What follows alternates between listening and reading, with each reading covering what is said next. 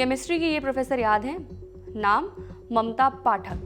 बिना वकील के हाईकोर्ट जज के सामने जिरह करती इन प्रोफेसर का वीडियो खूब वायरल हुआ था। प्रोफेसर पर उनके पति की हत्या का आरोप था। अब 29 जुलाई को खबर आई है कि मध्य प्रदेश हाईकोर्ट ने प्रोफेसर को आजीवन कारावास की सजा से बरकरार रखा है।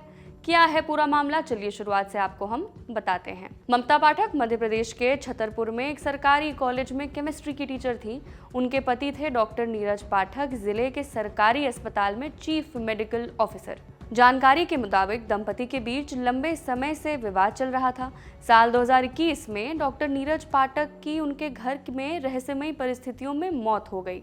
शुरुआती जांच में पुलिस ने मौत का कारण करंट लगना पाया। हालांकि फॉरेंसिक और पोस्टमार्टम रिपोर्ट ने संदेह पैदा किया, जिसके बाद पुलिस ने उनकी पत्नी ममता पाठक के खिलाफ हत्या का आरोप दर्ज किया।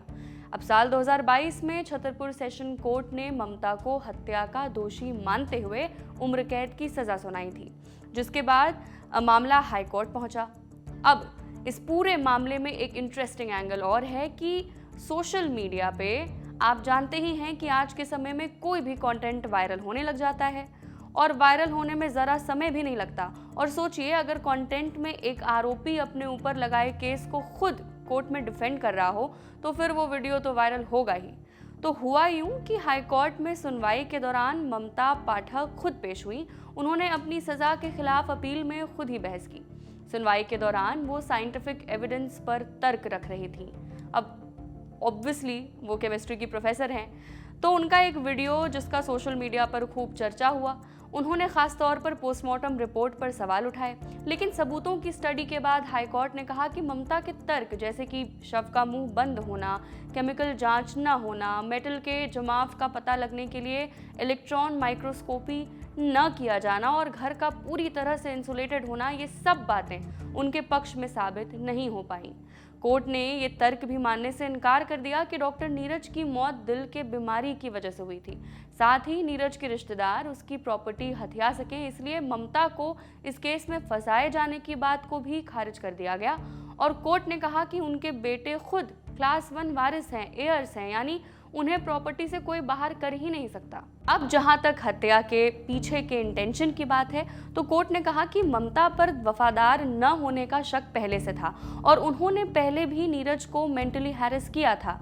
तो सुनवाई के दौरान ममता ने यह भी कहा कि वो एक बेहतरीन माँ है और इस पर कोर्ट ने सीधे कहा कि एक महिला अच्छी माँ हो सकती है, लेकिन ये उसके अच्छी पत्नी होने का प्रमाण नहीं है।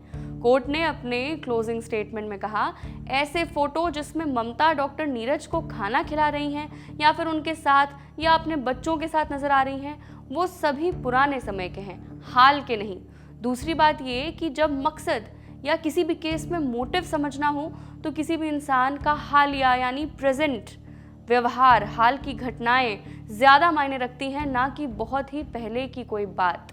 जस्टिस विवेक अग्रवाल और देव नारायण मिश्रा की बेंच ने पाया कि आरोपी ममता पाठक अपने पति यानी डॉक्टर नीरज पाठक के साथ अच्छे संबंधों में नहीं थी। उन्होंने पहले अपने पति को एक एंटीसाइकोटिक दवा दी, फिर बिजली का झटका देकर उनकी जान ले ली। हाईकोर्ट ने उन्हें ट्रायल कोर्ट के सामने तुरंत सरेंडर होने को कहा है और इस मामले में आगे जो भी अपडेट आएगी हम आप तक लेकर आएंगे।